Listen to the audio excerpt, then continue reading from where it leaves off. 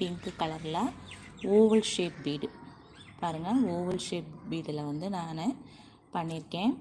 இந்த இதில் என்ன பண்ணியிருக்கேன்னா, இந்த 4x4 நமக்கு பீடு கனெக்ட் ஆகுது பார்த்திங்களா, அந்த இடத்துல ஒரு கோல்டு கலர் பீடு வச்சு நான் கோர்த்துருக்கேன்.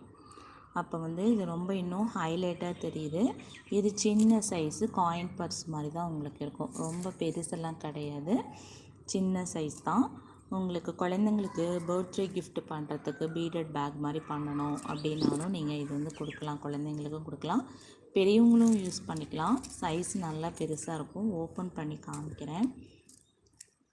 இப்படி பெண்ட் பண்ணுறதுனால உங்களுக்கு குட்டியாக இருக்கும். 2 சைடும் வந்து இந்த கர்வ் வரதுனால இப்படி ஃபோல்ட் ஆகிறதுனால சின்னதாக இருக்கும். லென்த்து வைஸ் பார்த்திங்கன்னா பேகு நல்லா பெருசாகவே இருக்கும். உங்களுக்கு ஸ்கொயர் ஷேப்பில் வரும். கீழே வந்து கோல்டு கலர் பீடு வைக்கல, ஏன்னா நம்ம கீழே வைக்கும் பொழுது அன்ஈவன்